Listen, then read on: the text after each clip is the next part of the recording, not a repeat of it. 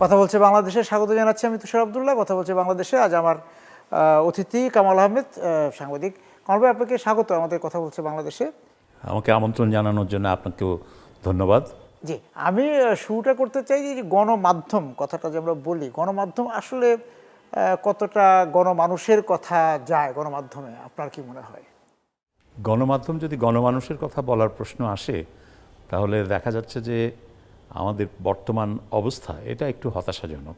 আসলে গণমাধ্যমে গণমানুষের কথা ততটা আসে না, যতটা আসে ব্যক্তি, গোষ্ঠী, রাজনৈতিক দল, কিছু পরিবার, তাদের বিষয় যতটা আসে।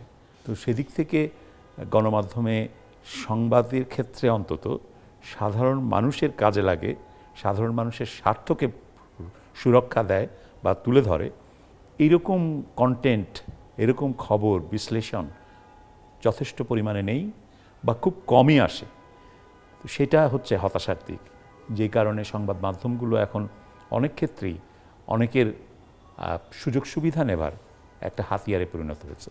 গণমাধ্যমে তো একটা প্রভাবক ক্ষমতা আছে, সংবাদ মাধ্যমের সেই ক্ষমতাটা অনেক বেশি, এবং সেই প্রভাবক ক্ষমতাটা অপব্যবহারটাই মূলত এখন একটা সমস্যা হয়ে দাঁড়িয়েছে।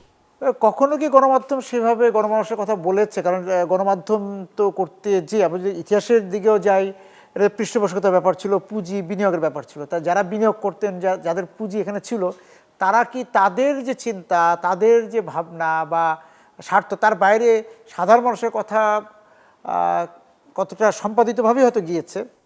আমরা যদি চিন্তা করি, বাংলাদেশে বাংলা সংবাদপত্র বা ইংরেজি সংবাদপত্রের ক্ষেত্রেও অনেক গুরুত্বপূর্ণ ভূমিকা সংবাদ মাধ্যমের রয়েছে। যেমন ধরুন, স্বাধীনতা সংগ্রামে বা স্বাধীনতা সংগ্রামের আগে যে গণ আন্দোলনগুলো হয়েছিল, সে সমস্ত গণ আন্দোলনের ক্ষেত্রে সংবাদপত্রের ভূমিকা কী ছিল? অনেক গৌরবোজ্জ্বল ভূমিকা ছিল। সাহসী সম্পাদকীয় প্রকাশিত হতো, এবং খবরগুলো যে প্রকাশিত হতো, সে সমস্ত খবর যথেষ্ট, আমি বলবো যে জনগণের কথা তার মধ্যে রিফ্লেকশন থাকতো।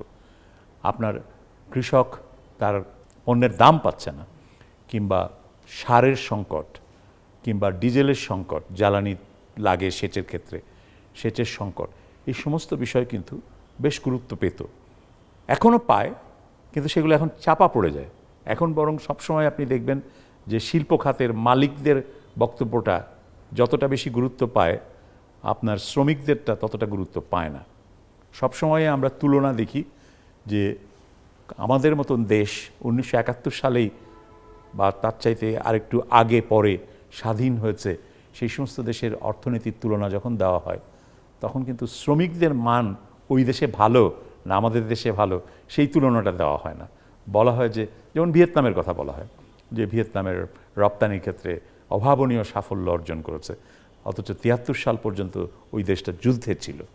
আর বাংলাদেশ 71 সালে স্বাধীন হওয়ার পরেও এখনও ভিয়েতনামের 10 ভাগের 1 ভাগ রপ্তানি আয় করছে বা করতে পারছে। এই তুলনাটা যখন দেওয়া হয়, তখন কিন্তু আবার ওই ভিয়েতনামের শ্রমিকদের মজুরি কতটা বেড়েছে আর আমাদের শ্রমিকদের মজুরি কতটা, এই তুলনাটা কিন্তু আমরা শুনি না। তো আমাদের এখানে মালিকদের সংখ্যা কত আর শ্রমিকদের সংখ্যা কত, আপনি সংখ্যার বিচারে তো দেখবেন যে সংখ্যা গরিষ্ঠের স্বার্থ সেটা কতটুকু প্রতিফলিত হচ্ছে। তার মানে হচ্ছে যে তখনও যারা গণমাধ্যমের পিছনে বা সংবাদ মাধ্যম যদি আমরা সরাসরি বলি, সেখানে যাদের পুঁজি ছিল, যাদের পৃষ্ঠপোষকতায় সংবাদ মাধ্যম প্রকাশিত হতো, সেই মালিকদের চরিত্র তাহলে বদলে গেছে। সেটা বদলে গেছে কিনা বলতে পারবো না, কিন্তু একটা জিনিস বলছে যে তাদের কথা, সাধারণ মানুষের কথা যেত। একটা জিনিস এখানে বলা দরকার, যে মালিক এবং সম্পাদক এই দুয়ের কিন্তু দুইটা চরিত্র। মালিক চাইবেন যে তিনি যে বিনিয়োগ করেছেন, সেই বিনিয়োগটি যেন আর নতুন করে টাকা দিতে না হয়, ভর্তুকি দিতে না হয়। আবার কিছু যদি তার মুনাফা আসে ভালো, মুনাফা না আসলেও ভর্তুকি তিনি দিতে চান না। এটা হলো মালিকদের প্রধানত একটা উদ্দেশ্য থাকে। সম্পাদকের উদ্দেশ্য কী থাকবে? সম্পাদকের উদ্দেশ্য হচ্ছে পাবলিক ইন্টারেস্ট সার্ভ করার জন্যে, জনগণের স্বার্থ রক্ষার জন্যে তিনি সাংবাদিকতার কাজটা করবেন, দেখবেন, এবং সেটা করার মাধ্যমে যাতে আর্থিক দিক থেকে মালিক ক্ষতিগ্রস্ত না হয় সেদিকটাও তিনি রাখবেন। মানে তাকে একটা ভারসাম্য মেনে চলতে হয়। কিন্তু তিনি স্বাধীনতাটা ভোগ করেন সাংবাদিকতার স্বাধীনতা। এখন কিন্তু সেই অবস্থাটা নেই। আপনি দেখেন, যখন ইত্তেফাক প্রকাশিত হতো, মানিক মিয়া কি অন্য ব্যবসা করতেন? এরকম অনেকের ক্ষেত্রেই দেখা যাবে যে তার আসলে অন্য ব্যবসায়িক ইন্টারেস্টগুলো অতটা ছিল না। অবজারভারের ক্ষেত্রে হামিদুল হক চৌধুরী, তার একটা আলাদা পেশা ছিল, আইন পেশা। কিন্তু এখন আপনি দেখেন পত্রিকা কী কারণে বের করা হচ্ছে? আমার অনেক টাকা হয়েছে, আমি ব্যবসা করে, এখন আমার ব্যবসার স্বার্থ রক্ষার জন্য আমার একটা পত্রিকা বের করতে হবে। তার অন্যান্য পণ্যের সঙ্গে টেলিভিশন ক্ষেত্রেও সেই একই জিনিস।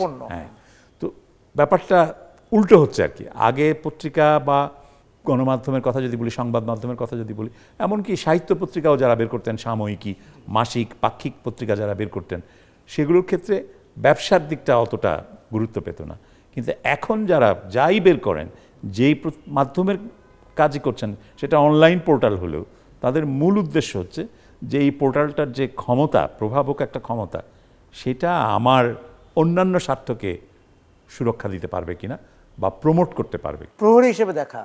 হ্যাঁ, প্রহরী এবং একই সাথে পিআর, পাবলিক রিলেশন। হ্যাঁ, জনসংযোগ এবং প্রহরীর কাজটা করা। আপনি ধরেন রাজনৈতিক ব্যক্তিত্ব, ব্যবসার কথা বাদই দেন, বহু রাজনৈতিক ব্যক্তিত্ব দেখবেন যে আপনি তারা টেলিভিশন চ্যানেলের লাইসেন্স নিয়ে টেলিভিশন করেছেন, কিংবা দৈনিক পত্রিকার ডিক্লারেশন নিয়ে দৈনিক পত্রিকা করেছেন। আমরা এমন দৃষ্টান্তও দেখেছি যে একজন রাজনৈতিক নেতা, তিনি মন্ত্রী হয়েছেন, এমপি হয়েছেন, কিন্তু একটা দৈনিক পত্রিকার লাইসেন্স নিয়েছেন শুধুমাত্র এই কারণে যে নির্বাচনের সময় ওই পত্রিকার অন্তত 50 থেকে 100 জন সাংবাদিক পরিচয়ে, সাংবাদিক কে না, সাংবাদিক পরিচয়ে ভোটার আইডি কার্ড দিয়ে তা ভোট কেন্দ্রে নিয়োগ করতে পারে। অনেকে তো এরকম আছে যে আমরা যে তাহলে এটা হলো যে এই মাধ্যমের অপপ্রয়োগ। হ্যাঁ, আমরা যে সংবাদ সম্মেলনগুলো দেখতাম, সেখানে তার যার প্রয়োজন নেই, কিন্তু ওই পরিচয় দিয়ে হয়তো অনেকে যেতেন, আসেন। হ্যাঁ, সেটা এখনো সেটা ঘটছে, হচ্ছে। বা গাড়ির মধ্যে যে স্টিকারটাও খুব দরকার, খুবই গুরুত্বপূর্ণ জায়গায় যাওয়ার জন্য। বা আমি রাজনীতির বিষয়ে আপনি আসলেন, তো আমি একটু বিরতিতে যাব। বিরতি থেকে ফিরে এসে জানতে চাই যে আপনি যেটা বলেন যে সম্পাদককে, মালিক এবং সাংবাদিকতা দুটার ভারসাম্য রক্ষা করতে হয়। তৃতীয় একটা পক্ষ হচ্ছে রাষ্ট্র, তার দিকেও তো সম্পাদককে তাকাতে হয়, তার সঙ্গেও এক ধরনের দর কষাকষি করে বা নানাভাবে গণমাধ্যমকে বা সংবাদ মাধ্যমকে চালাতে হয়। সেই বিষয়টা কীরকম, আমি একটু বিরতি থেকে আসছি। দর্শক, আমরা বিরতিতে যাচ্ছি, কথা বলছি বাংলাদেশে।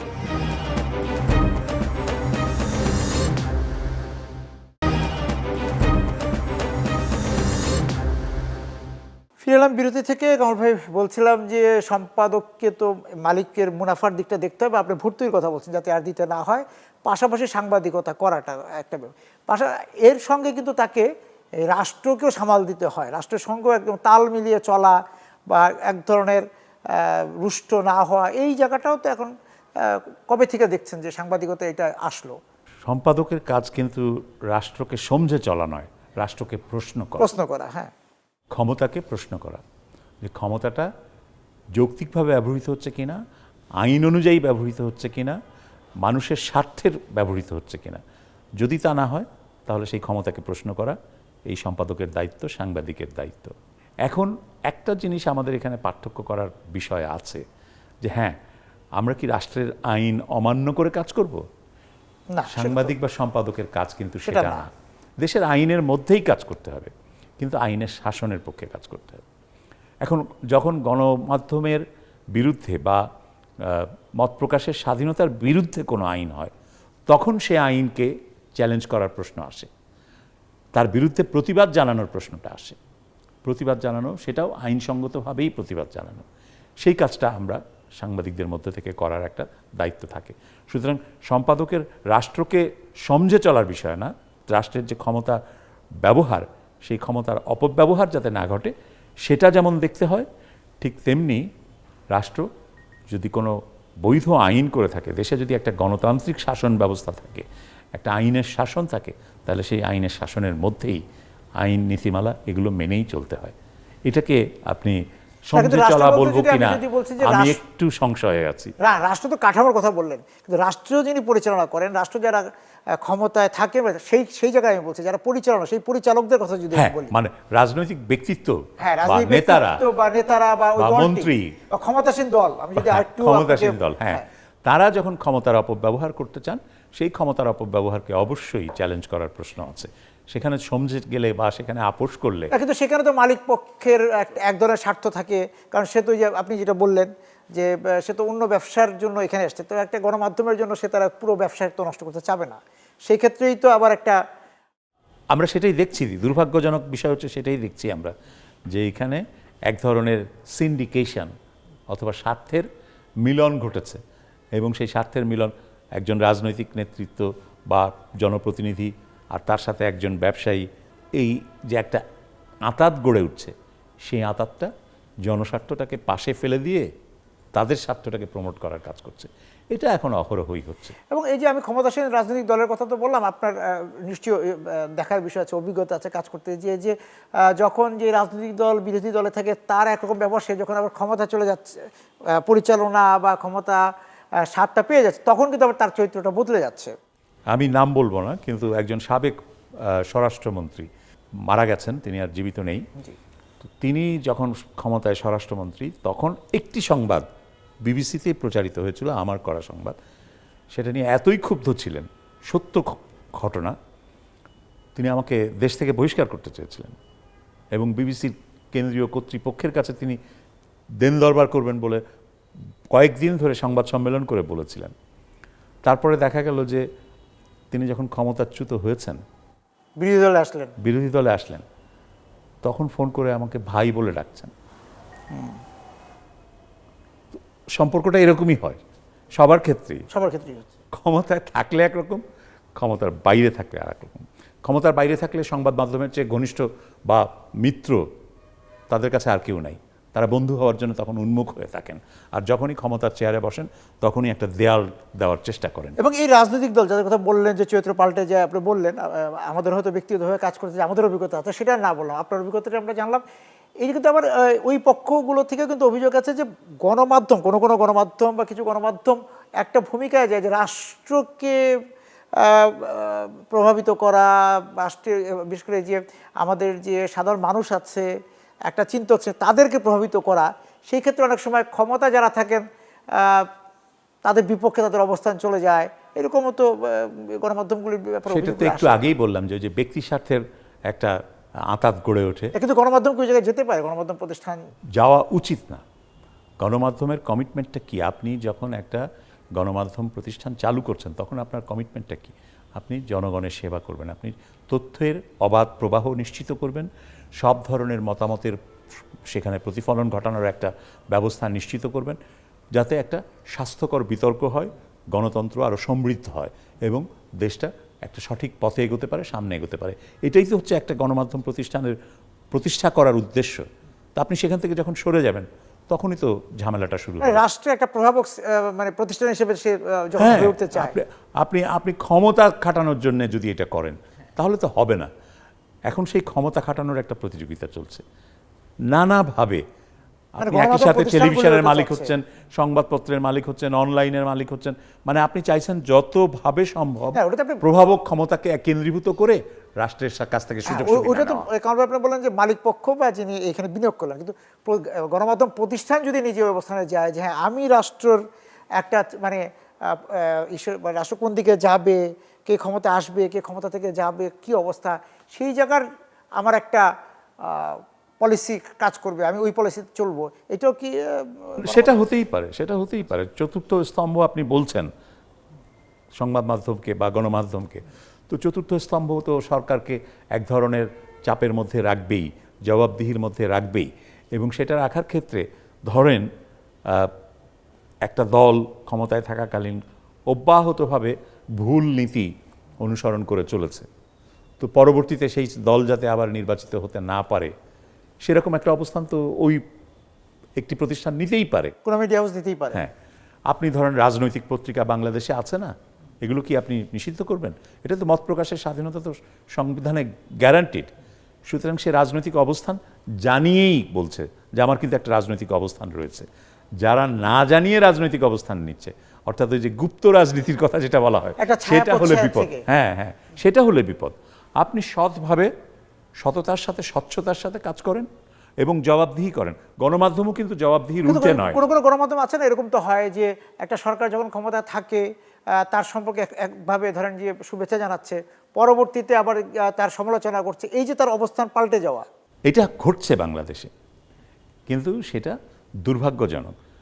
কারণ ওই একটা জিনিসের অভাব, ধারাবাহিকতা, স্বচ্ছতা এবং জবাবদিহিতা, এই তিনটা যদি না থাকে তাহলে এই সমস্যাটা তৈরি হয়। আপনি গণমাধ্যম কমিশন সংস্কার কমিশনে ছিলেন, সেই আলোচনা একটু যেতে চাই বিরতি থেকে এসে। দর্শক, কথা বলছে বাংলাদেশে, আবারও বিরতিতে যাচ্ছে।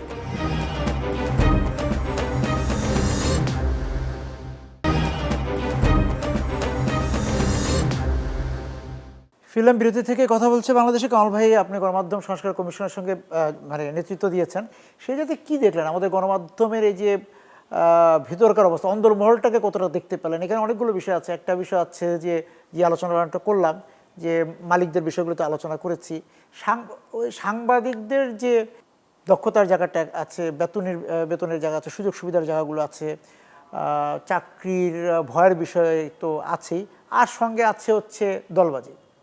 সার্বিকভাবে আপনার দেখার দিকটা একটু বুঝে যাতে। একটা নৈরাজ্যজনক অবস্থা এখানে, পরিষ্কার কথা বললে এটা আমরা খুবই হতাশার চিত্র পেয়েছি। কারণ হচ্ছে যে একদিকে অজস্র সংখ্যায় গণমাধ্যম প্রতিষ্ঠান গড়ে উঠেছে, ফলে সুষ্ঠু প্রতিযোগিতার কোনো ব্যাপার নেই, কে কাকে ল্যাং মেরে সামনে এগিয়ে যেতে পারে সেই চেষ্টা চলছে।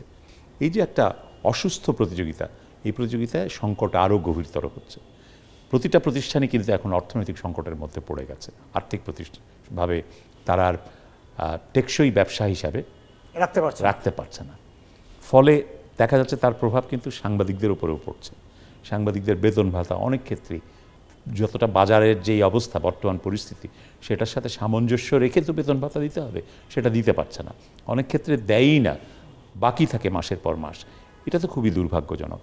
সুতরাং আর্থিক নিরাপত্তার দিক থেকে সাংবাদিকরা নিরাপদ বোধ করছেন না, আর অন্য ঝুঁকি তো আছেই, সংবাদ প্রতিষ্ঠানও ব্যবসায়িক দিক থেকে টেকসই কোনো মডেল অনুসরণ করে টিকে থাকার চেষ্টা করতে পারছে না। তো এই যে একটা অনিশ্চিত এবং অনিরাপদ অবস্থা, সেখান থেকে বেরোতে না পারলে আপনি এই সংবাদ মাধ্যমের বা গণমাধ্যমের ভবিষ্যৎ নিয়ে আশাবাদী হতে পারবেন না। আমরা এই নৈরাজ্য থেকে বেরোনোর জন্য যেটা বলেছিলাম সেটা হচ্ছে যে কমিশন থেকে গণমাধ্যমের মালিকানার ক্ষেত্রে যোগ্যতা নির্ধারণ করা উচিত। এখন যেভাবে আছে, এখনও আছে যোগ্যতা নির্ধারণ করা, কিন্তু সেটা বাস্তবসম্মত নয়। এটাকে আরও বাস্তবসম্মত যুগোপযোগী করা দরকার। একইভাবে সম্পাদকদেরও যোগ্যতা নির্ধারণ করা উচিত। আমি টাকা আছে বলেই একটা পত্রিকা খুলে কাল সম্পাদক হয়ে যাব, কিংবা একটা টেলিভিশন চ্যানেল করে কালকে আমি সেই টেলিভিশন চ্যানেলের সম্পাদনার সমস্ত দায়িত্ব গ্রহণ করে ফেলবো, নেতৃত্ব নিয়ে ফেলবো, এটা হতে পারে না। অনলাইন পোর্টালের ক্ষেত্রেও এই একই কথা। একইভাবে অনেক প্রশিক্ষিত লোক, শিক্ষিত লোক, ছেলেমেয়েরা, তারা কিন্তু সাংবাদিকতায় আসছে না, ফলে যোগ্য লোকের অভাব কিন্তু থেকে যাচ্ছে। তাতে তো এই মাধ্যমের উপকার হচ্ছে না। আপনি খুব উন্নত মানের সাংবাদিকতা পাচ্ছেন, গুণগত মানের দিক থেকে খুবই নিম্নমানের সাংবাদিকতা হয়ে যাচ্ছে অনেক ক্ষেত্রে, সবার ক্ষেত্রে না, কিন্তু কোনো ক্ষেত্রে, এবং সেটা খুবই উদ্বেগজনক। তো সেসব জায়গা থেকে বেরোতে হবে, এবং বেরোনোর উপায়টা কি? বেরোনোর উপায় হচ্ছে এইগুলোর ক্ষেত্রে যোগ্যতা নির্ধারণ এবং সেটা কঠোরভাবে প্রতিপালন। সেজন্যে আমরা কতগুলো সুপারিশ করেছি। সরকার সেক্ষেত্রে এখনও কোনো ব্যবস্থা নেয়নি, কিন্তু আগামীতে যে সরকারগুলো আসবে, বিশেষ করে নির্বাচনের পরে যে সরকার আসবে, আমরা আশা করছি সেই সরকার এই কমিশনের সুপারিশগুলো বাস্তবায়নের পথে এগিয়ে যাবে। বাংলাদেশের রাজনৈতিক দলগুলো তো আপনি যদি 90-এর পর থেকেও দেখেন তাদের যে অবস্থান, আপনাকে মনে হয় যে তারা সাংবাদিকদের এই স্বাচ্ছন্দ্য দিবেন? বা প্রশ্নটা যে হারিয়ে গেল, তারা এখন একটা জিনিস অন্তত বুঝতে পারছেন যে সোশ্যাল মিডিয়া কিভাবে একটা হুমকি হয়ে দাঁড়িয়েছে। সোশ্যাল মিডিয়া সব মানুষের গণতন্ত্রায়নকে আরও সমৃদ্ধ করবে, এটাই আশা ছিল, কারণ মানুষ মুক্তভাবে মত প্রকাশ করতে পারবে। কিন্তু এখন দেখা যাচ্ছে যে মানুষ মুক্তভাবে মত প্রকাশ করার ক্ষেত্রে যতটা সুযোগ পাচ্ছেন তার চাইতে বেশি এটার অপব্যবহার ঘটছে কিছু প্রভাবশালী লোকজন, যারা সো-কল্ড সোশ্যাল মিডিয়া ইনফ্লুয়েন্সার। তারা যেভাবে এটাকে রাজনৈতিকভাবে এবং ব্যক্তি স্বার্থে ব্যবহার করছেন, নানা ধরনের গুজব রটানোর প্রধান হাতিয়ার হয়ে উঠেছে, প্রধান মাধ্যম হয়ে উঠেছে এই সোশ্যাল মিডিয়া। ফলে এখন কিন্তু এরা উপলব্ধি করছেন রাজনৈতিক নেতারা যে মূলধারার গণমাধ্যম একমাত্র উপায় যারা এটাকে কাউন্টার করতে পারে, এই গুজবের প্রচার এটাকে কাউন্টার করতে পারে। এবং সেই কারণে সংবাদ মাধ্যমের প্রয়োজনীয়তাটা নতুন করে উপলব্ধি হচ্ছে, এবং এই উপলব্ধি থেকে তাদেরকে চেষ্টা করতে হবে যে সংবাদ মাধ্যম প্রতিষ্ঠানগুলো যেন যথাযথভাবে ঘুরে দাঁড়াতে পারে। বিরতিতে যেতে হচ্ছে, আবার ফিরে এসে জানতে চাবো যে আপনি যে সংকটের কথা বললেন গণমাধ্যমের, এই যে গত 54 বছরে এই গণমাধ্যম সংকটের একটা বড় কারণ কি যে সাংবাদিকরা রাজনৈতিক ব্যানারের আশ্রয়ে বা ছায়াতলে চলে যাওয়া এবং সরাসরি জার্নালিজম বা সাংবাদিকতা না করে তাদের কর্মীর অবস্থানে চলে যাওয়া। সবার কথা বলছি না, একটা বড় অংশ বা কিছু অংশ হলেও তো সেটা প্রভাব পড়ে। এই পর্যবেক্ষণটা একটু বলবেন? আমি বিরতি থেকে ফিরছি। দর্শক, কথা বলছে বাংলাদেশে, আবারও তো যাচ্ছে বিরতি।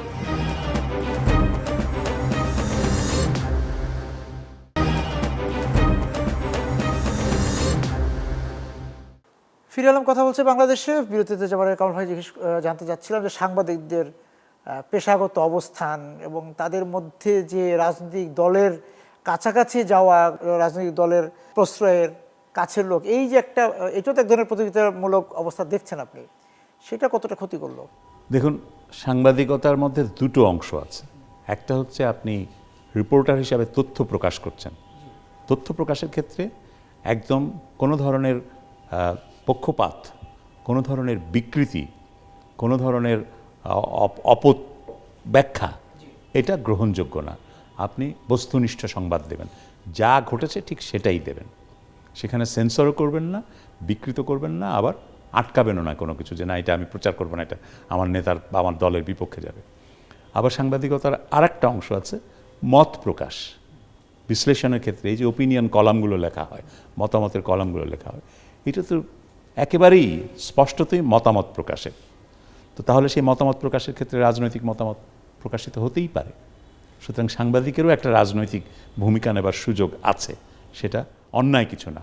আমরা জানি এদেশে নির্মল সেনের মতন সাংবাদিক ছিলেন, কিন্তু নির্মল সেন তো মতামত দিতেন এবং তিনি রাজনীতিক ছিলেন, কিন্তু রাজনীতিকের চেয়ে তার সাংবাদিকতার পরিচয়টা কিন্তু কম ছিল না।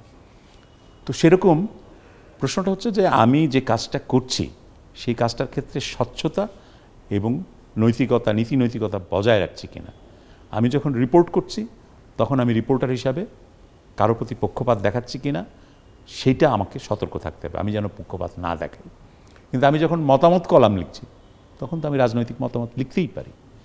আমাদের সমস্যা হচ্ছে আমরা এগুলো সব তালগোল পাকিয়ে ফেলেছি, আমরা দলবাজি করছি। রাজনৈতিক সচেতনতা বা রাজনীতিতে ভূমিকা রাখার ক্ষেত্রে দলকেই আমরা বেশি প্রাধান্য দিচ্ছি, দলের নেতার প্রতি আনুগত্য, দলের প্রতি আনুগত্য এবং দলবাজি করা, যেটা যে আমার দলের লোক না অতএব আমার পত্রিকায় সে কাজ করতে পারবে না, বা আমার দলের লোক না অতএব আমার টেলিভিশনে আমি তাকে নেতৃত্বের পদে দেখতে চাই না, এই ধরনের পর্যায়ে চলে গেছে দলবাজি। সেটা সাংবাদিকতাকে মারাত্মকভাবে ক্ষতিগ্রস্ত করছে। আমাদের এখানে বলা হচ্ছে যে এই যে ডেইলি স্টার, প্রথম আলো বা অন্যান্য যে গণমাধ্যমে যে হামলা আক্রমণ, বা আমরা মবের কথা বলছি, একটা পক্ষ বলছে যে কোনো মানে এখানেও নাকি দুই রকম ব্যাপার আছে, যে এক পক্ষের গণমাধ্যমে যদি এরকম হামলা হয় সেখানে প্রতিবাদ কম হয়, আবার আরেক পক্ষের হামলা সেখানে প্রতিবাদ হয়। এইখানেও একটা ধারা কি তৈরি হয়েছে বাংলাদেশে গণমাধ্যমে? এটা তো আছে এবং হয়েছে, কথা তো অস্বীকার করা যাবে না। এখানে সমস্যাটা হচ্ছে যে রাজনৈতিক প্রতিদ্বন্দ্বিতার পাশাপাশি আপনার ব্যক্তি স্বার্থের প্রতিদ্বন্দ্বিতা, কর্পোরেট প্রতিদ্বন্দ্বিতা, এই সমস্ত নানান বিষয় আছে। সবচাইতে সফল পত্রিকা তার প্রতিদ্বন্দ্বীর সংখ্যা অনেক বেশি হবে, এটা স্বাভাবিক। কেউ কথা বললেই বলে, একটা নতুন উদ্যোগ নিয়ে আসলেই বলে যে আমি আর একটা অমুকের মতন হব। তো সেটা হওয়ার ক্ষেত্রেই দেখা যায় যে তখন প্রশ্নটা আসে যে তাহলে ওর তো একটু ক্ষতি করা দরকার, ওর বাজারটা তো নষ্ট হওয়া দরকার। তো ওর বাজারটা নষ্ট করার একটা উদ্দেশ্য সেখানে কাজ করে। আমরা দেখেছি যে বিভিন্ন কর্পোরেট হাউস থেকে আরেকটা কর্পোরেট হাউসের মালিকানাধীন প্রতিষ্ঠানের বিরুদ্ধে অপপ্রচার চালানোর পর্যায়টা কি পর্যায়ে গেছে। হ্যাঁ, এবং আমাদের সংস্কার কমিশনের রিপোর্টের মধ্যে দৃষ্টান্তও কিন্তু দেওয়া হয়েছে। বসুন্ধরা, ট্রান্সকম, যমুনা গ্রুপ, একটার সাথে আর একটা খোলাখুলিভাবে বলি, যেহেতু খোলাখুলি আলোচনা করতে বসেছে তো আপনার সঙ্গে, যে বলা হচ্ছে যে প্রথম আলো ডিলেস্টে আক্রমণ হয়েছে, সেখানে যেরকমভাবে অবস্থান বা প্রতিবাদ, হয়তো আমার দেশ সংগ্রাম বা অন্য যে পত্রিকাগুলি ছিল নয়াদিগন্ত, সেইখানে যখন হলো সেইখানে তখনকার প্রতিবাদগুলো কোথায় ছিল, এটাও কিন্তু বলা হচ্ছে। হ্যাঁ, এইখানে এই প্রতিবাদের ধরন, প্রতিবাদের কি বলে মাত্রা, এগুলো নিয়ে প্রশ্ন আছে যে একই মাত্রায় কেন প্রতিবাদ হয়নি। অনেকে এই কথা বলতে পারেন এবং তাদের বলার অধিকার রয়েছে, কিন্তু অপরাধের ধরনটা কী ছিল, অপরাধের মাত্রাটা কী ছিল, এটাও চিন্তা করতে হবে। যেমন একটা দৃষ্টান্তের কথা বলতেই পারি, যে সংগ্রামের সম্পাদককে অফিসের মধ্যে ঢুকে লাঞ্ছিত করেছিল ছাত্রলীগের ছেলেরা এবং তাকে ধরে নিয়ে পুলিশের হাতে দিয়েছিল। তো সেটার প্রতিবাদ কি হয়নি? হয়েছে, কিন্তু জোরালো প্রতিবাদ হয়নি। কেন জোরালো প্রতিবাদ হয়নি? কারণ সংগ্রাম একটি রাজনৈতিক পত্রিকা, সংগ্রামে একটা রাজনৈতিক চরিত্র আছে, ঠিক একতার যেরকম একটা রাজনৈতিক চরিত্র আছে, ঠিক যেমন বাংলার বাণীর রাজনৈতিক চরিত্র ছিল। তো সব ক্ষেত্রে তো একই রকম হবে না। প্রথম আলো কিংবা ডেইলি স্টারের প্রসঙ্গ টেনেছেন আপনি, প্রথম আলো এবং ডেইলি স্টারের তো ওই রাজনৈতিক পরিচয় নেই। এটা হলো একটা সময় প্রায় শেষের দিকে আমরা আলোচনা করছিলাম যে এই যে মূলধারা এবং এই যে আমরা নিউ মিডিয়া বলি, মানে আলাপ করতে গিয়ে বা লিখতে গিয়ে বলি নিউ মিডিয়া, ভোটের পর তা মানে যেটা হয় আমাদের এখানে, একটা নির্বাচন হয় তো একটা বাম্পার ফলন বলতে পারি গণমাধ্যমের বা বিস্ফোরণ। আবার এই যে এখন এই যে আপনি বললেন বাজারটা স্থিতিশীল না, ছোট বাজার, এইখানে আবার আসলে সাংবাদিকতা কোন জায়গায় যাবে? ওই প্রসঙ্গে আসবো, কিন্তু তার আগের প্রসঙ্গে যে কথাটা বলছিলাম সেটা আবার আরেকটু বলা দরকার। সেটা হলো যে স্পষ্টতই এখানে বলা দরকার যে মত প্রকাশের স্বাধীনতা থাকতে হবে। মত প্রকাশের জন্যে কারো উপরে আক্রমণ হলে সেটার প্রতিবাদ হতে হবে। সেটা যে হয়নি সবসময়, তার কারণ হচ্ছে রাজনৈতিক দলবাজি। সাংবাদিকদের মধ্যে এই দলবাজিটা ব্যাপক আকার আছে, প্রকট রূপ নিয়েছে, সেটার সমাধান দরকার। এবং সবাই যত দ্রুত আমরা এই বিষয়ে সচেতন হব, সতর্ক হব, বেরিয়ে আসতে পারবো, ততই মঙ্গল। এবার আমি আপনার আসল পরের যে প্রশ্নটা, সেই প্রশ্নটাতে আছি যে সংকটের মধ্যে যখনই ক্ষমতার পরিবর্তন হয়, পালাবদল হয়, তখনই দেখা যায় নতুন নতুন সংবাদ মাধ্যম অনেক বেরিয়ে আসছেন। এটা অনেকেই ওই রাজনৈতিক উদ্দেশ্য থেকে করেন, যে এখন আমার দল আছে, অতএব আমি একটা সুযোগ পাবো সহজেই, সুতরাং আমি একটা প্রতিষ্ঠান করি। এভাবে প্রতিষ্ঠান গড়ে ওঠে। কিন্তু আমি গোড়াতেই বলেছি যে আমাদের প্রতিষ্ঠানের এখন সমস্যা এক হলো যে প্রতিষ্ঠানগুলো টেকসই কোনো ব্যবসায়িক মডেল খুঁজে বের করতে পারছে না, পারে নাই এখনো। দুই হলো যে সাংবাদিকতা এবং সম্পাদক হওয়ার জন্যে যোগ্য ব্যক্তির যথেষ্ট অভাব, এবং এই কারণে এখন এক ধরনের মানে গুণগত মানের অবনতি চরম পর্যায়ে গেছে। এটা কোনো অবস্থাতেই সাস্টেইনেবল না, টেকসই হবে না। এটা এই সংকট থেকে বেরিয়ে আসতে হবে। আমাদের দরকার একটা খুবই ভাইব্রেন্ট, দক্ষ এবং শক্তিশালী গণমাধ্যম, প্রতিদ্বন্দ্বিতাপূর্ণ গণমাধ্যম। কারো একক রাজত্বের প্রয়োজন নেই, কারো একক রাজত্ব সমর্থনযোগ্য নয়। এবং এটা সার্বিকভাবে যারা উদ্যোক্তা তারা এবং এই পেশা আমরা যারা আছি তাদের এবং পাঠক দর্শক যারা আছে সবার সার্বিক বা সম্মিলিত ইচ্ছার উপরে নির্ভর করছে। অবশ্যই আপনি ধরেন উন্নত দেশের যদি চিন্তা করেন, ব্রিটেনের কথা চিন্তা করেন, কটা ভালো টেলিভিশন আছে? 3টা বা 4টা টেলিভিশনের কথা বলা যায়, বিবিসি, আইটিভি, স্কাই এবং চ্যানেল 4। আমেরিকা তো তাই, সবাই এই 4টা টেলিভিশনকেই চিন্তা করে। সেখানে কি গণতন্ত্র সমৃদ্ধ হয়নি? আমাদের মতন 44টা টেলিভিশন কেন লাগবে? আপনি দেখেন দৈনিক পত্রিকা, ইংল্যান্ডে কটা দৈনিক পত্রিকার নাম আপনি বলতে পারবেন? 1 ডজনের বেশি বলতে পারবেন? আমাদের এখানে কয়েক ডজন দৈনিক পত্রিকার কথা বলা হয়। তো হ্যাঁ, এই যে নৈরাজ্যকর পরিস্থিতি, এখান থেকে আমাদের বেরিয়ে আসতে হবে। শক্ত, ভালো, টেকসই প্রতিষ্ঠান গড়ে উঠতে হবে, গড়ে তুলতে হবে, এবং একটা প্রতিদ্বন্দ্বিতাপূর্ণ স্বচ্ছ প্রতিযোগিতা এই গণমাধ্যমের ক্ষেত্রে যখন হবে, তখনই আমাদের সবাই উপকৃত হবে, লাভবান হবে। হ্যাঁ, সেই তখন এটা যে কখন আসবে সেটা নিয়ে আসলে শঙ্কা বা আশা তো ছাড়া যাবে না। আশা তো ছাড়া যাবে না। কারণ অনেক ধন্যবাদ আমাদের সঙ্গে আজকে যোগ দেওয়ার জন্য। দর্শক যারা ছিলেন, কথা বলছি বাংলাদেশের সঙ্গে, আপনাদেরকে ধন্যবাদ জানিয়ে শেষ করছি। আজকে কথা বলছে বাংলাদেশ। শুভরাত্রি।